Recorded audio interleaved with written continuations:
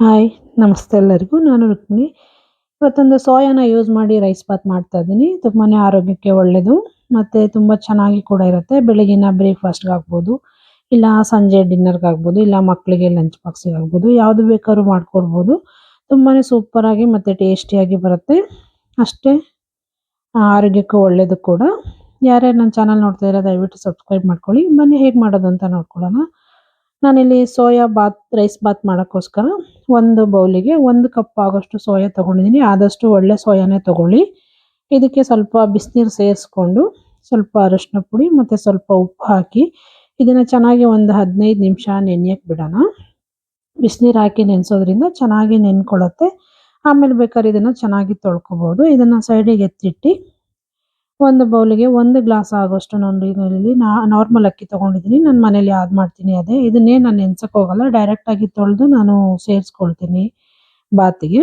ಇದು ಕೂಡ ಸೈಡಲ್ಲಿ ಎತ್ತಿಟ್ಕೊಂಡು ಇದಕ್ಕೆ ಮಸಾಲೆ ರೆಡಿ ಮಾಡ್ಕೊಳ್ಳೋಣ.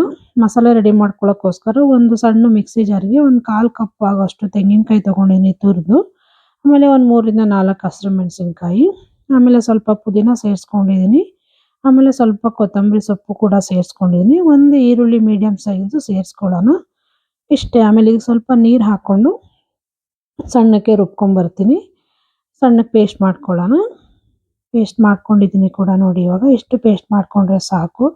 ಇವಾಗ ಇದನ್ನು ತೆಗೆದು ಸೈಡಲ್ಲಿ ಎತ್ತಿಟ್ಕೊಂಡು ಸೋಯಾ ನೆನೆಸಿಟ್ಕೊಂಡಿದ್ನಲ್ಲ, ಒಂದು 15 ನಿಮಿಷ ಆಗಿತ್ತು. ತೆಗೆದು ಒಂದು 3 ಸಲ ಚೆನ್ನಾಗಿ ತೊಳೆದು ನೀರೆಲ್ಲ ಹಿಂಡಿ ತೊಗೊಂಡಿದ್ದೀನಿ ನೋಡಿ ಇದನ್ನು. ಇವಾಗ ಇದು ಕೂಡ ತೆಗೆದಿಟ್ಕೊಂಡು ನಾವು ಈಗ ಕುಕ್ಕರ್ ಇಟ್ಕೊಳ್ಳೋಣ ಸ್ಟವ್ ಮೇಲೆ. ಕುಕ್ಕರು ಚೆನ್ನಾಗಿ ಕಾಯ್ಕೋಬೇಕು. ಚೆನ್ನಾಗಿ ಕಾಯ್ಕೋತಾ ಇದ್ದಂಗೆ ಇದಕ್ಕೆ 1 ಸ್ಪೂನ್ ಆಗೋಷ್ಟು ತುಪ್ಪ ಮತ್ತು ಸ್ವಲ್ಪ ಎಣ್ಣೆ ಸೇರಿಸ್ಕೊಳ್ಳೋಣ. ನಮ್ಗೆ ಎಷ್ಟು ಬೇಕೋ ಅಷ್ಟು ನೋಡಿಕೊಂಡು ಎಣ್ಣೆ ಕೂಡ ಸೇರಿಸ್ಕೊಳ್ಳೋಣ.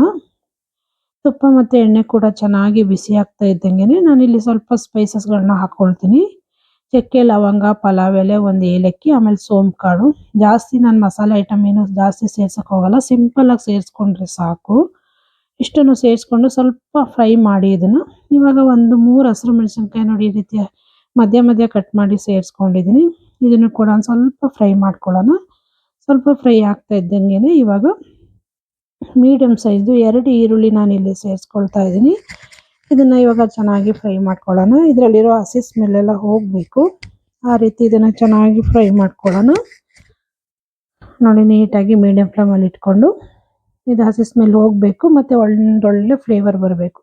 ಇದ್ರ ಜೊತೆಗೆ ಸ್ವಲ್ಪ ಪುದೀನಾನ ನೋಡಿ ಈ ರೀತಿ ಕೈಯಲ್ಲಿ ಚಿವುಟಿ ಹಾಕ್ಕೊಳ್ತಾ ಇದ್ದೀನಿ. ಫ್ಲೇವರ್ ಚೆನ್ನಾಗಿ ಬರುತ್ತೆ ಅನ್ನೋ ಕಾರಣಕ್ಕಾಗಿ ಇದನ್ನು ಹಾಕ್ಕೊಂಡು ಚೆನ್ನಾಗಿ ಫ್ರೈ ಮಾಡ್ಕೊಳ್ಳೋಣ. ಇದನ್ನು ಮೀಡಿಯಮ್ ಫ್ಲೇಮಲ್ಲಿ ಇಟ್ಕೊಂಡು ಚೆನ್ನಾಗಿ ಫ್ರೈ ಮಾಡ್ಕೋಬೇಕು. ಇದನ್ನು ಈರುಳ್ಳಿ ಕೂಡ ಸ್ವಲ್ಪ ಕಮ್ಮಿನೇ ಸೇರಿಸಿದ್ದೀನಿ. ಒಂದು ಪಾವ್ ಅಕ್ಕಿಲಿ ನಾನು ಮಾಡ್ತಾ ಇರೋದ್ರಿಂದ ಈರುಳ್ಳಿ ಜಾಸ್ತಿ ಬೇಕು ಅನ್ನೋರು ಕೂಡ ಜಾಸ್ತಿ ಕೂಡ ಸೇರಿಸ್ಕೋಬೋದು, ಚೆನ್ನಾಗಿರುತ್ತೆ.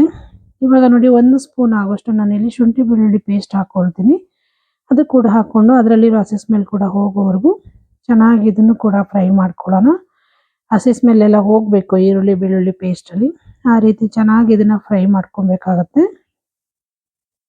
ನೋಡಿ ಚೆನ್ನಾಗಿ ಫ್ರೈ ಆಗಿದೆ ಕೂಡ. ಇವಾಗ ಇಷ್ಟು ಫ್ರೈ ಆದರೆ ಸಾಕು. ತುಂಬಾ ಚೆನ್ನಾಗಿರುತ್ತೆ. ನೀವು ಒಂದ್ಸಲ ಈ ವಿಧಾನದಲ್ಲಿ ಟ್ರೈ ಮಾಡಿ ನೋಡಿ. ಇವಾಗ 1 ಟೊಮೊಟೊ ಹಣ್ಣು ನಾನು ಕಟ್ ಮಾಡಿ ಸೇರಿಸ್ಕೊಳ್ತಾ ಇದ್ದೀನಿ. ಜೊತೆಗೆ ಸ್ವಲ್ಪ ಉಪ್ಪು ಕೂಡ ನಾನು ಈಗಲೇ ಸೇರಿಸ್ಕೊಳ್ತಿದ್ದೀನಿ. ಉಪ್ಪು ಈಗ ಸೇರಿಸ್ಕೊಳ್ಳೋದ್ರಿಂದ ಟೊಮೊಟೊ ಹಣ್ಣು ತುಂಬಾ ಬೇಗ ಸಾಫ್ಟ್ ಆಗುತ್ತೆ. ಹಾಗಾಗಿ ಉಪ್ಪು ಕೂಡ ಸೇರಿಸ್ಕೊಂಡು ಇದನ್ನು ಟೊಮೊಟೊನ ನೀಟಾಗಿ ಫ್ರೈ ಮಾಡ್ಕೊಳ್ಳೋಣ. ಫುಲ್ ಸಾಫ್ಟ್ ಆಗಬೇಕು. ಅಲ್ಲಿವರೆಗೂ ಟೊಮೊಟೊ ಕೂಡ ಫ್ರೈ ಮಾಡ್ಕೊಳ್ಳೋಣ. ನೋಡಿ ಚೆನ್ನಾಗಿ ಫ್ರೈ ಆಗಿದೆ ಕೂಡ, ಸಾಫ್ಟ್ ಆಗಿದೆ ಕೂಡ. ಇವಾಗ ನಾವು ತೊಳೆದು ನೀರೆಲ್ಲ ಹಿಂಡಿ ಎತ್ತಿಟ್ಕೊಂಡಿದ್ದೀವಲ್ಲ ಸೋಯಾನ, ಇವಾಗ ಇದನ್ನು ಸೇರಿಸ್ಕೊಳ್ತಾ ಇದ್ದೀನಿ. ಇದು ಕೂಡ ಸೇರಿಸ್ಕೊಂಡು ಸೋಯಾ ಮಸಾಲೆ ಜೊತೆ ಒಗ್ಗರಣೆ ಮಸಾಲೆ ಜೊತೆ ಸೋಯಾ ನೀಟಾಗಿ ಫ್ರೈ ಆಗಬೇಕು. ಮಸಾಲೆ ಎಲ್ಲ ಚೆನ್ನಾಗಿ ಉಪ್ಪೆಲ್ಲ ಚೆನ್ನಾಗಿ ಇದಕ್ಕೆ ಹಿಡಿಬೇಕು. ಅಲ್ಲಿವರೆಗೂ ಇದನ್ನು ಕೂಡ ಫ್ರೈ ಮಾಡ್ಕೊಂಡಿದ್ದೀನಿ 1 2ರಿಂದ 3 ನಿಮಿಷ. ಇವಾಗ ಇದಕ್ಕೆ ರುಬ್ಬಿಟ್ಕೊಂಡಿರುವಂಥ ಮಸಾಲೆ ಕೂಡ ಸೇರಿಸ್ಕೊಳ್ತಾ ಇದ್ದೀನಿ. ಜೊತೆಗೆ 1/4 ಟೀ ಸ್ಪೂನ್ ಆಗೋಷ್ಟು ಗರಂ ಮಸಾಲ, 1 ಚಿಟಿಕೆ ಅರಿಶಿನ ಪುಡಿ, 1/4 ಟೀ ಸ್ಪೂನ್ ಆಗೋಷ್ಟು ಧನಿಯಾ ಪೌಡರು, ಆಮೇಲೆ ಅರ್ಧ ಸ್ಪೂನ್ ಆಗೋಷ್ಟು ಖಾರ ಪುಡಿ ಯೂಸ್ ಮಾಡಿದ್ದೀನಿ ನೋಡಿ ಇಲ್ಲಿ. ಇಷ್ಟೇ, ಇನ್ನೇನು ಬೇಡ ಇದಕ್ಕೆ. ಇಷ್ಟನ್ನು ಚೆನ್ನಾಗಿ ಒಂದು 5 ನಿಮಿಷ ನೀಟಾಗಿ ಮಿಕ್ಸ್ ಮಾಡಿಕೊಂಡು ಇದನ್ನು ಬೇಯಿಸ್ಕೊಳ್ಳೋಣ. ಮಸಾಲೆ ಎಲ್ಲ ಸೋಯಾ ಚೆನ್ನಾಗಿ ಹೊಂದ್ಕೊಂಡು ಸೋಯಾ ಸ್ವಲ್ಪ ಬೇಯಬೇಕು. ಮಸಾಲೆ ಎಲ್ಲ ಚೆನ್ನಾಗಿ ಹೊಂದ್ಕೋಬೇಕು ಅದಕ್ಕೆ. ಅಲ್ಲಿವರೆಗೂ ನೋಡಿ ಫ್ರೈ ಮಾಡ್ಕೊಂಡಿದ್ದೀನಿ. ಒಂದು 5 ನಿಮಿಷ ಫ್ರೈ ಮಾಡ್ಕೊಂಡಿದ್ದೀನಿ ಇದನ್ನು ನೀಟಾಗಿ. ಇವಾಗ ನಾವು ಅಕ್ಕಿನ ತೊಳೆದಿಟ್ಕೊಂಡಿದ್ದೆ ಅದನ್ನು ಕೂಡ ಸೇರಿಸ್ಕೊಳ್ತಾ ಇದ್ದೀನಿ. ನಾನಿಲ್ಲಿ ಅಕ್ಕಿಯನ್ನು ನೆನೆಸಕ್ಕೆ ಹೋಗಿಲ್ಲ, ತೊಳೆದು ಹಾಗೆ ಡೈರೆಕ್ಟಾಗಿ ಹಾಕ್ಕೊಳ್ತಾ ಇದ್ದೀನಿ. ಹಾಕ್ಕೊಂಡು ಇದನ್ನು ಕೂಡ ಚೆನ್ನಾಗಿ ಮಿಕ್ಸ್ ಮಾಡ್ಕೊಳ್ಳೋಣ. ಒಂದು ನಿಮಿಷ ಮಸಾಲೆಯಲ್ಲಿ ಚೆನ್ನಾಗಿ ಮಿಕ್ಸ್ ಆಗಬೇಕು ಇದು. ಆ ರೀತಿ ಚೆನ್ನಾಗಿ ಮಿಕ್ಸ್ ಮಾಡ್ಕೊಳ್ಳೋಣ. ಅಕ್ಕಿ ಏನು ಪುಡಿ ಆಗೋದಿಲ್ಲ, ನೆನೆಸಿಲ್ವಲ್ಲ ಡೈರೆಕ್ಟಾಗಿ ಹಾಕಿರೋದ್ರಿಂದ. ನೋಡಿ ಇದನ್ನು ಕೂಡ ನೀಟಾಗಿ ಮಿಕ್ಸ್ ಮಾಡ್ಕೊಂಡಿದ್ದಾಗಿದೆ. ಇವಾಗ ಒಂದು 2 ಗ್ಲಾಸ್ ಆಗೋಷ್ಟು ನೀರು ಹಾಕ್ಕೊಳ್ತಾ ಇದ್ದೀನಿ. ನಾನು 1 ಗ್ಲಾಸ್ ಅಕ್ಕಿ ಹಾಕ್ಕೊಂಡಿದ್ದೆ, ಅದಕ್ಕೆ 2 ಗ್ಲಾಸು ನೀರು ಹಾಕ್ಕೊಂಡಿದ್ದೀನಿ ನೋಡಿ. ಆಗಿದೆ. ಇವಾಗ ಚೆನ್ನಾಗಿ ಇದನ್ನು ಒಂದ್ಸಲ ಮಿಕ್ಸ್ ಮಾಡಿಕೊಂಡು ನೋಡಿ, ಚೆನ್ನಾಗಿ ಮಿಕ್ಸ್ ಮಾಡಿಕೊಂಡು ಒಂದು ಸ್ವಲ್ಪ ಕೊತ್ತಂಬರಿ ಸೊಪ್ಪು ಕೂಡ ಉದುರಿಸ್ಕೊಳ್ತೀನಿ. ಇದನ್ನು ಉದುರಿಸ್ಕೊಂಡು ಲಿಡ್ ಮುಚ್ಚಿಬಿಟ್ಟು 2 ವಿಷಲ್ ಕೂಗಿಸ್ಕೊಳ್ತೀನಿ ಸಾಕು. ನಾವು ಅಕ್ಕಿ ಏನಾದರೂ ನೆನೆಸಿ ಮಾಡೋದಾದರೆ 1 ವಿಷಲ್ ಕೂಗಿಸ್ಕೊಂಡ್ರೆ ಸಾಕು. ನಾನು ಅಕ್ಕಿಯನ್ನು ನೆನೆಸಿಲ್ಲ, ಡೈರೆಕ್ಟಾಗಿ ಹಾಕಿರೋದ್ರಿಂದ 1 ವಿಷಲ್ ಕೂಗಿಸ್ಕೊಳ್ತೀನಿ. ನೋಡಿ ಇವಾಗ 2 ವಿಷಲ್ ಆಗಿದೆ. 2 ವಿಷಲ್ ಆಗಿದೆ, ತೆಗೆದು ತೋರಿಸ್ತಾ ಇದ್ದೀನಿ. ತಣ್ಣಗಾಗಿದೆ ಕೂಡ ಕುಕ್ಕರು. ನೋಡಿ ಸೂಪರಾಗಿ ಸೋಯಾ ಬಾತ್ ರೆಡಿ ಆಗಿದೆ. ಅನ್ನ ಕೂಡ ಸ್ವಲ್ಪ ತಣ್ಣಗಾದ್ಮೇಲೆ ಪೂರ್ತಿಯಾಗಿ ಉದುರಾಗಿ ಬರುತ್ತೆ. ಈಗ ಬಿಸಿ ಇರೋದ್ರಿಂದ ಸ್ವಲ್ಪ ಹಾಗೆ ಅಂಟಂಟು ಥರ ಅನಿಸ್ತಾ ಇದೆ. ತಣ್ಣಗಾದ್ಮೇಲೆ ಫುಲ್ ಬಿಡಿ ಬಿಡಿಯಾಗಿ ಬರುತ್ತೆ, ತುಂಬ ಚೆನ್ನಾಗಿ ಕೂಡ ಬರುತ್ತೆ. ನೋಡಿ ಇಷ್ಟೇ, ಇದು ಸೋಯಾ ರೈಸ್ ಬಾತು. ಆಮೇಲೆ ಇವಾಗ ನೋಡಿ ಎಲ್ಲ ಸರ್ವ್ ಮಾಡ್ಕೊಳ್ತೀನಿ.